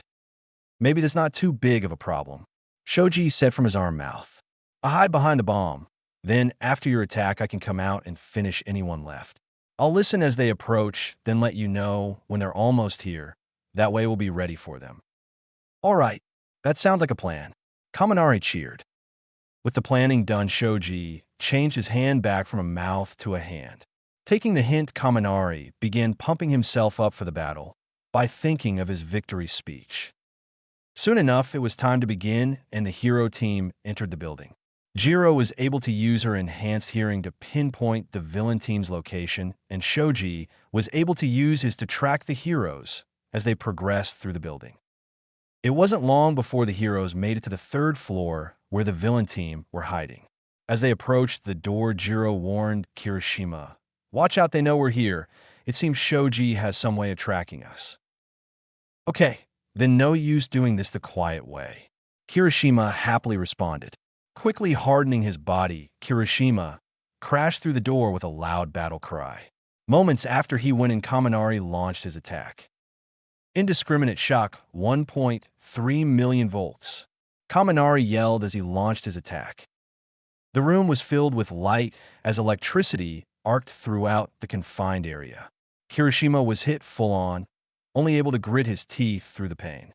Soon the light died down and the electricity faded, leaving Kaminari standing in the center of the room with a goofy look on his face and his thumbs up. Kirishima tried to force his body to move, but it wouldn't respond, his hardened form protecting him just enough to not pass out. Still recovering, Kirishima was in no condition to protect himself as Shoji jumped out from behind the fake bomb in the corner of the room, capture tape in hand. Shoji shot forward, his dupli arms forming makeshift wings to speed himself up. In the blink of an eye, Kirishima was wrapped in capture tape. In that same moment, Jiro entered the room and launched her jacks at Shoji, who was unable to avoid the tiny projectiles. Amping her quirk to full power, Jiro stabbed the jacks into one of Shoji's arms and let the sound blast into him. Shoji began to quiver as the sound traveled through him, the intensity enough to bring him to his knees. For Shoji, it felt like he was going to shake apart. He tried to stand, but the rattling of his bones stopped him, and a massive headache that had already formed wasn't helping. With no other option than to lay there in pain, he surrendered. And the hero team wins. All Might announced once it became clear Shoji had in fact surrendered. The two teams made their way back to the observation slowly. Kirishima was mostly back to full health and was able to walk on his own, but the same could not be said for the villain team. Kaminari had to be corralled towards a room, and Shoji was still reeling from Jiro's attack. When they finally arrived, All Might declared Jiro the MVP for her scouting skills, the caution she showed, and her ability to quickly subdue an adversary. With that said, All Might dismissed class after asking Jiro and Kirishima to escort the villain team to Recovery Girl. Then he left so quickly it was almost as if he teleported. This class is by far my favorite, yelled Mina as she and Izuku were leaving the observation room. With the battle trials over and All Might gone, the students were left to get changed and head home alone. The way to the locker room was filled with excited retellings of the fights, not to mention compliments to each other's performances. Izuku talked amongst his peers, something he's still amazed he could do. It really was more fun interacting with others when that interaction included something other than being insulted. Once changed, Izuku met up with Mina, who was standing around with two other students. "There you are, Midori," Mina yelled, waving her arms in the air and jumping to get his attention. They were in a mostly empty hallway. "Hey, sorry for taking so long." Izuku said as he walked up to the group. The armor was harder to get out of than expected. No problem, I super strong. Alien love interest. Mina said with a dismissive wave of her hand. Let me introduce you to these guys. With a dramatic swing of her arms, Mina began pointing out the students she was with. This here is my horn buddy, Kirishima. Kirishima was a tall, well-muscled redhead with pointed teeth and a friendly smile. And this is my new friend Toru. Toru was well invisible, so all Izuku could see was her clothes. Nice to meet you both. My name is Izuku Midoriya. Izuku said with a bow. Yo dude, it's nice to meet you too. Kirishima said loudly. Your match was totally manly, bro. Yeah, you both really stood out in your match. Toru added. Thank you both. Your matches were amazing too. Izuku said back with a slight blush. With introductions done, the group began to make their way out of the building. Their discussion as they walked centered around getting to know one another, since only Mina knew anyone in the group for longer than a day. Izuku learned a good deal about his new friends on the way to the train station, like the fact Toru liked to arcades and was quite competitive, especially with DDR Star, or that Kirishima spent most of his time working out and when not doing that he liked to watch action movies. Of course, it wasn't just Kirishima and Toru sharing with the group. Mina talked about her interest in old horror movies, Alien being her favorite. She also admitted to being trained in dancing. That surprised everyone. Even Izuku shared some of his hobbies before they reached the train station. He mostly talked about his love of pre-quirk stuff, especially movies. His hero-watching hobby he didn't talk about as much. It was kind of embarrassing. Soon enough, the group of newly made friends had lived in different areas, except Mina and Kirishima, who lived close to one another. This left Izuku by himself on the train ride home. Line break. The next day found Izuku outside the gates of UA being swarmed by reporters. They were all loudly asking what All Might was like as a teacher. They were very pushy, well within his personal space. Despite his many strides and becoming more sociable, Izuku froze up. He had no idea how to handle being crowded, so he just stood there nervously gripping Mjolnir in a death grip. Luckily for him, Ida arrived not long after Izuku had. Ida began talking to the reporters in his stern robot voice. This allowed Izuku to slip past without notice. Though sadly for the rest of the students, trying to get through, the reporters quickly grew bored of Ida's answers, his answers having little to nothing to actually do with All Might. Eventually, Eraserhead did come out, and he told the reporters off. It didn't get them to leave, but it allowed the students to get through. As the last of the students had passed, one of the reporters tried to rush through the gate, tripping the perimeter defense system. The gate slammed shut, knocking the reporter on there, but as a wall was raised all around the school campus. Thanks to the delay caused by the reporters, Izuku was one of the first students to arrive. The only others currently in class were Yairuzo, who was sat in the front row nearest the door. She seemed to radiate a prim and proper vibe despite doing nothing but sitting at her desk.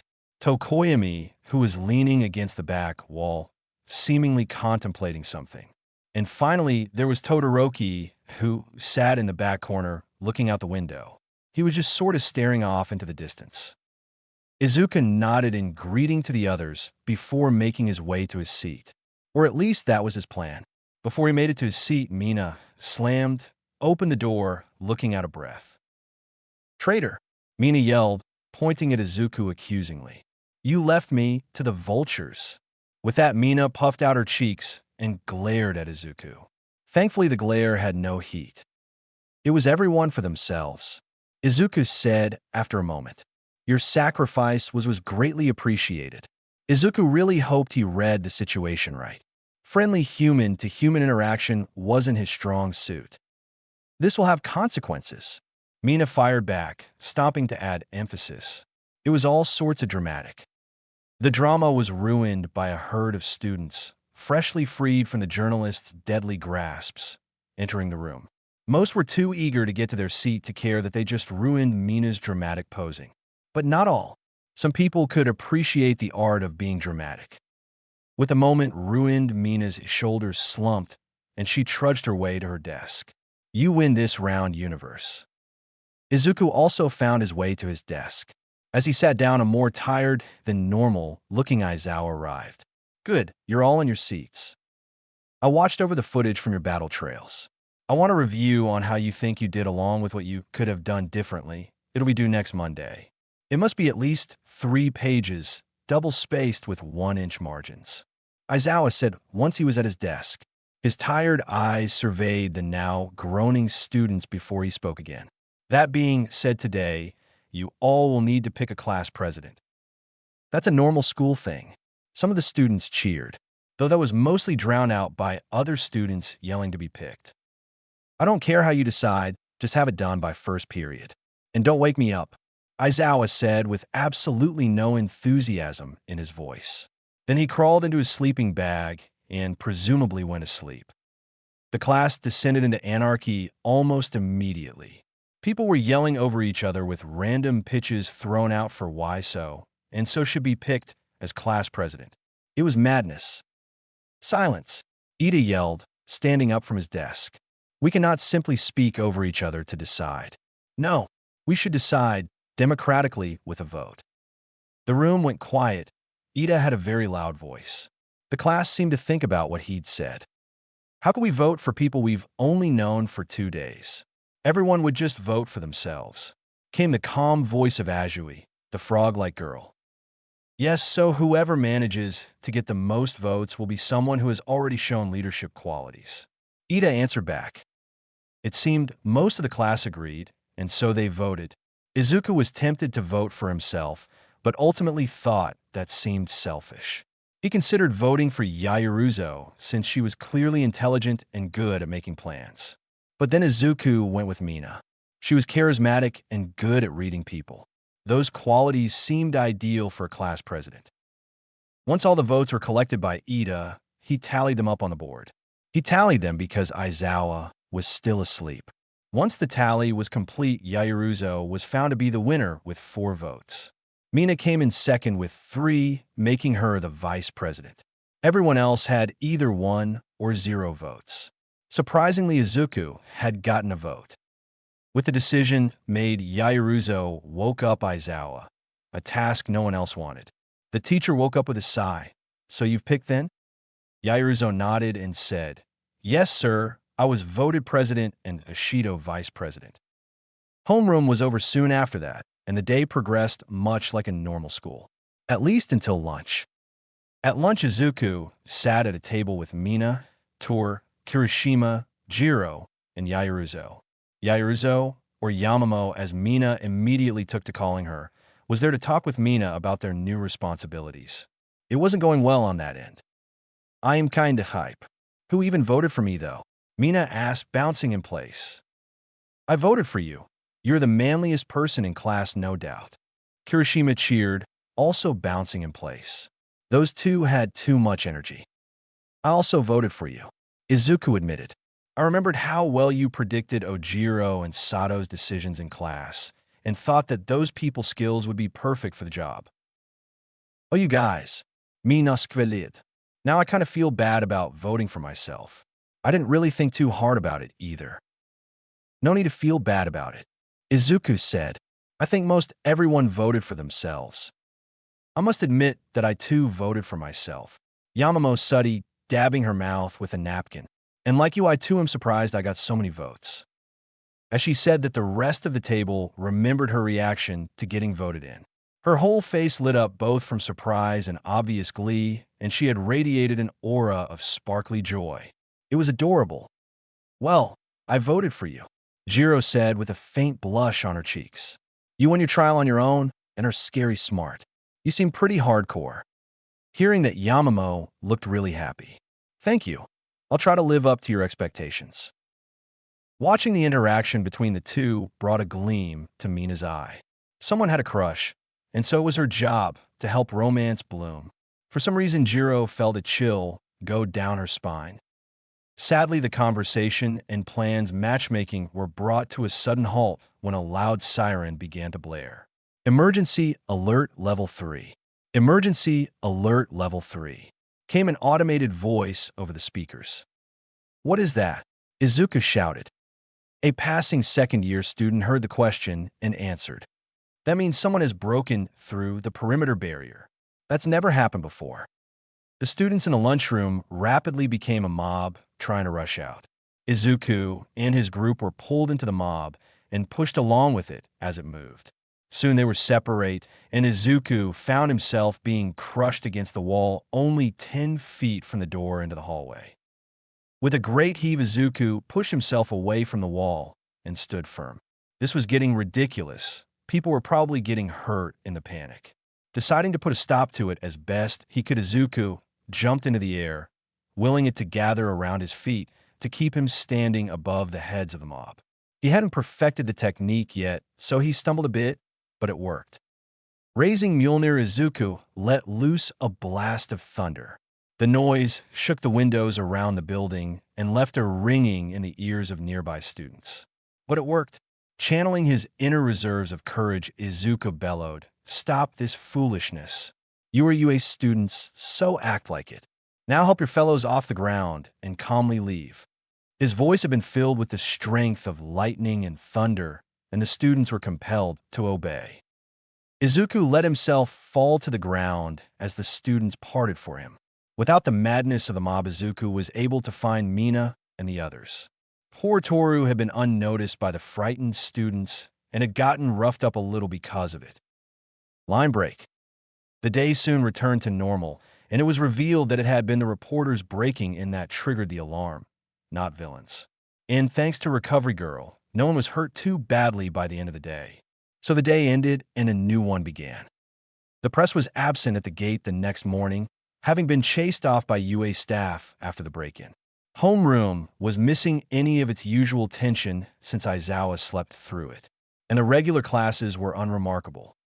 As was becoming the norm, intro to heroics broke the normalcy of the day. Instead of All Might, their teacher was Aizawa. That was unusual enough that he then announced they were going on a field trip, sent the class into a frenzy. Once they settled down and changed into their costumes, Class 1, they found themselves on a bus being driven by Aizawa to an unknown location. Izuku was sitting next to Mina and behind Kirishima and Toru near the back of the bus. Mina and Toru were having a heated discussion with Kirishima. They were firm believers in the wonders of neon, while Kirishima passionately argued the superiority of more earthy tones. So far, Izuku had contributed all one sentence in favor of green. Luckily, someone came and freed him from his friend's weirdness. "Hello, my name is Tsuyu Azui. I tend to say what's on my mind," greeted the frog-like girl known as Tsu. She was sitting across the aisle from Izuku. "Nice to meet you, Azui. My name's Izuku Midoriya." Izuku greeted back. "Please call me Tsu." Azui, or Tsu, said before placing her index finger near her mouth. "Your quirk is kind of similar to All Might's." "I don't think they're too similar, but I appreciate you saying so," Izuku said, fighting down a small blush. That was a pretty big compliment after all. Kirishima overheard Tsu's observation and decided to add his thoughts. Defending the honor of Rusted Red could wait. "I can kind of see it. You're crazy strong and stuff." "Yeah, it's a super flashy quirk. I am kinda jealous," Toru added. "Bro, I get that. He's got like my quirk and 20 others. It's almost unfair," came the voice of Kaminari from 2 seats back, in the very back of the bus.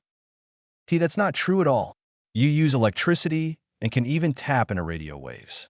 I can only summon lightning," Izuku quickly said, flailing his arms around nervously. "Both of you have super flashy quirks. That's great for being a hero. All I got is hardening, and that's way too plain," Kirishima said, ending in a more subdued voice. "My naval laser is both flashy and powerful. Perfecto for heroics, no?" Aoyama cheered as sparkles formed around his body. "Of course, if we're talking about people with pro-level quirks, I think Todoroki and Yairuzu take the cake. They were super scary during their battles," said Siro, who was sitting next to Kaminari. It was at this point Izuku realized the whole bus was now listening to their conversation. "True, I could definitely see Momo rising quickly in popularity," Tsu said while looking towards the now blushing Momo. "She's got a real cheerful, upbeat energy to her that everyone can't help but like. For sure. Not to mention those traps were genius. Jiro said from her place in the middle of the bus by Tokoyami. Thank you both. Momo said as she fought to keep her composure despite the blush trying to take over her face. She had never had the chance to interact with peers, and when she did, they tended to focus on her family or looks. This felt a lot more natural. You were both very impressive during your trials. I have no doubt you'll both make wonderful heroes. Jiro most certainly didn't blush. Nope, you can't prove anything. Sue did blush. She wouldn't deny blushing when a cute girl compliments her. All right, we're here. Aizawa yelled from the driver's seat. He was annoyed. Couldn't these kids stumble into a high school romance somewhere else? Or at least not in his class? The students quickly filed out of the bus. Sadly for Ida Class 1, they left the bus as disorganized as they entered it, which is to say very disorganized. Aizawa corralled the students into a semi-organized line before leading them into a large domed building. The outside of the building was huge, like massive. The doors into the building were also huge and made of metal. Despite their size, they glided open silently when the class approached. And boy did the inside take their breath away. It was massive and open, letting them see nearly the whole building. They were standing on a raised entrance that led down a stairway to a central clearing. Around the clearing were paths leading to various disasters, for lack of a better term. All around the building, there were simulated natural disasters. UA really goes all out. Welcome to my rescue training facility. I call it the Unforeseen Situation Joint, or USJ. Came a soft-spoken voice from the stairs leading down to the central plaza. The voice belonged to 13, who was wearing their hero costume. 13 wore a large astronaut suit designed to help Chanel their quirk, Black Hole. Oh my god, it's 13. They're my favorite hero. Ochako cheered while jumping in place. There were practically stars in her eyes. Hello, everyone. I'm glad you could make it today, 13 said as they finished walking up the stairs and stood in front of the students. Aizawa walked up to the rescue hero and had a quick whispered conversation. With a nod, 13 stepped forward and addressed the students. Before we begin, I'd like to say one thing. Wait, no, two, or actually 3. 13 paused a moment while holding up 3 fingers. Okay, so I'd like to talk to you about some important things. No need for exact numbers. As you all may know, my quirk is called Black Hole. It destroys any matter sucked into it. It is perfect for a rescue quirk, able to clear rubble in moments. 13 paused for a moment, allowing the students to discuss amongst themselves how their own quirks could be used to rescue people. Then 13 continued.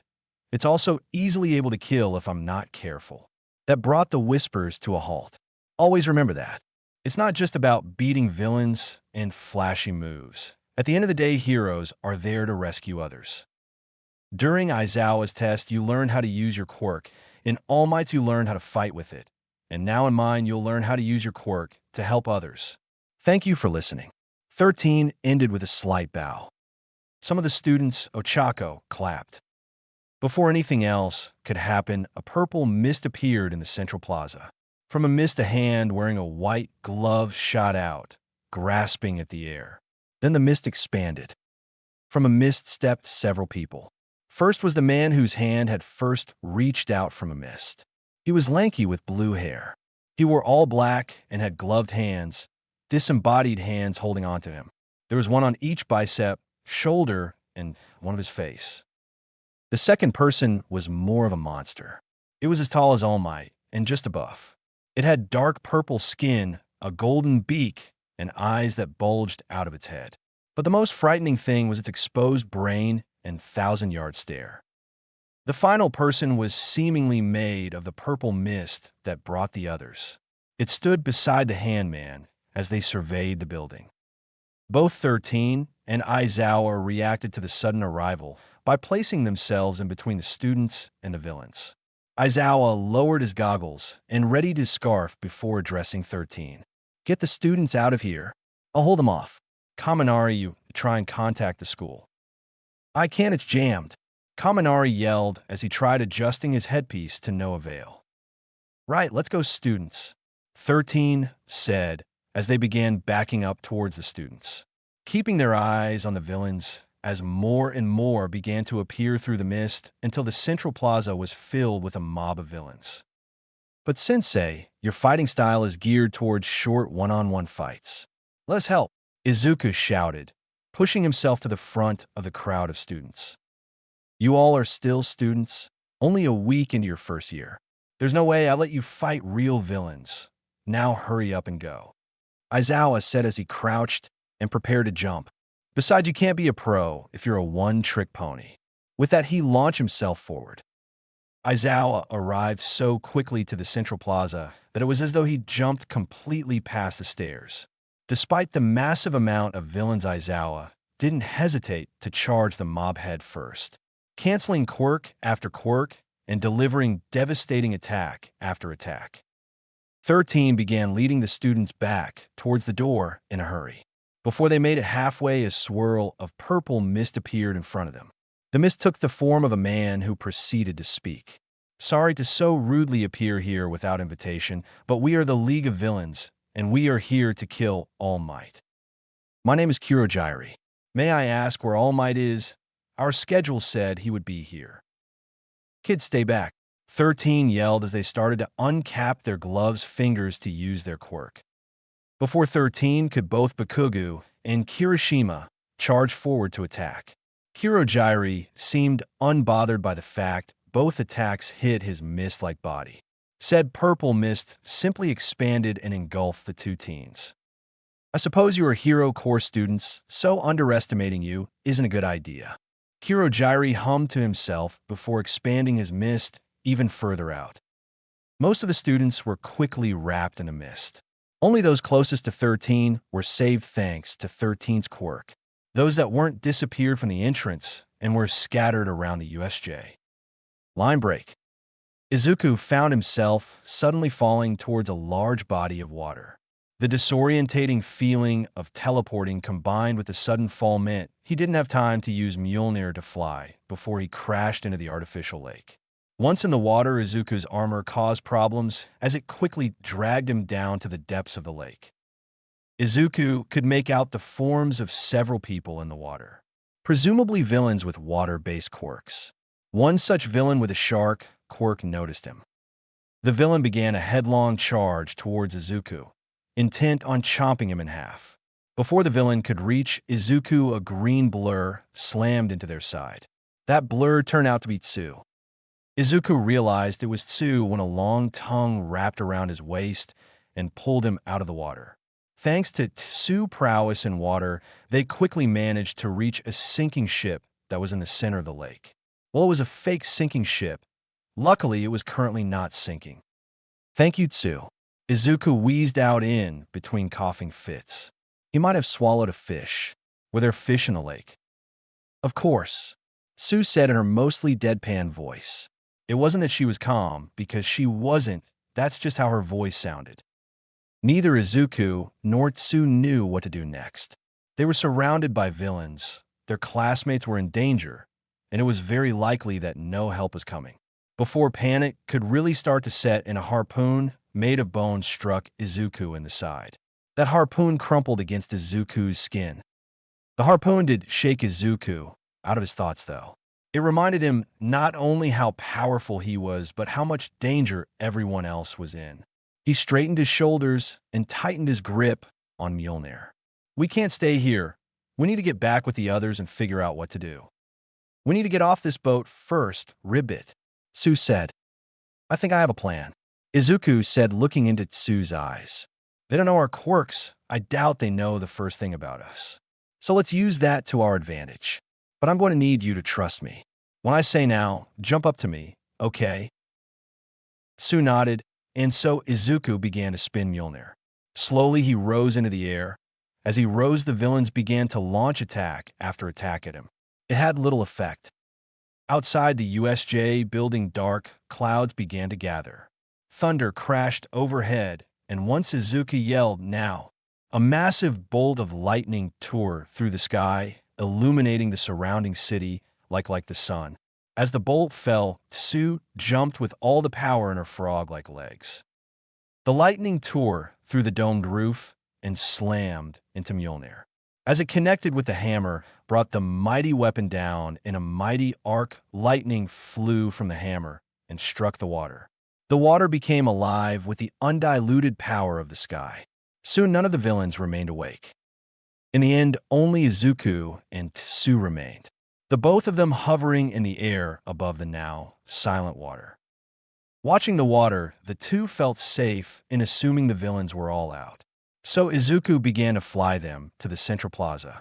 He chose the plaza because he could see Aizawa pinned to the ground by the monster with the exposed brain.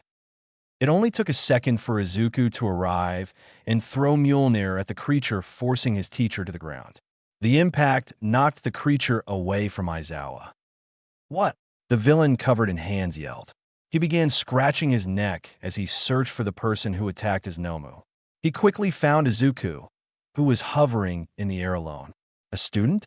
I guess Nomu will get a warm-up before All Might shows up. In fact, this might be the perfect way to damage his pride before he even shows up. Noma, kill him." The command was said in the same casual way one might use to order fast food. Izuku didn't have time to react before the Noma barreled into him. It had speed like All Might's, and its punch was strong like All Might's. So strong it knocked Izuku out of the air and into the concrete. He didn't stop there, sadly. No, the force of the punch caused him to plow a line through the ground. As the creature charged forward, Izuku called Mjolnir. The hammer sped its way to its wielder far faster than the Nomu could move, and so Mjolnir slammed into the creature's back. The Nomu was knocked down as Mjolnir continued moving. This allowed Izuku to grab hold of Mjolnir and pull himself out of the trench of concrete. As the Nomu got up to continue its charge, Izuku met it with a strike from his hammer. It had no effect at all. That won't work. Nomu is genetically engineered to match All Might at 100%. "You got no chance, kid," the hand villain shouted manically. Izuku didn't have time to respond as he began taking punch after punch from the Nomu. The beast's punches hurt, but they were nothing compared to Bakuga's games pre-Mjolnir, so Izuku endured. He couldn't counter Nomu's speed, but he could endure. The Nomu suddenly drew itself back for a powerful attack, and in that moment Izuku acted. Izuku launched Mjolnir forward. The hammer sailed past the side of the Nomu. Instead, it was heading straight for Handy. Handy wouldn't have been able to move in time, thanks to Mjolnir's speed, but the Nomu appeared in front of him. Once again, Mjolnir slammed into the creature and pushed it back. Not as far as before, though. Izuku summoned Mjolnir back and launched it once more at Handy. This tactic worked as the Nomu was forced to stay and defend its master. But then Handy made his own move. Handy charged from behind Nomu, right as Izuku threw Mjolnir. Izuku tried to summon Mjolnir back or change its trajectory, but the villain got there first. His hand stretched out as he grabbed Izuku's arm. Pain. Immediately, pain overloaded everything else in Izuku's mind. His arm was beginning to decay away, layer by layer. It was pure will that allowed Izuku to raise his right hand and punch the villain. He punched him hard, really hard. The villain actually flew back several feet, most likely with a broken jaw. The hand on his face flew farther off into the distance, having taken the majority of the blow, undoubtedly saving him from worse injuries. The hand villain attempted to say something, reaching out towards the disembodied hand as it flew away, but his jaw wouldn't comply. Izuku's attack on the hand villain seemed to send the Nomu into a berserker-like rage. It charged Izuku and began raining blow after blow down on Izuku. As the rain of fists continued with Izuku unable to concentrate enough to summon Mjolnir, the Nomu finally drew blood.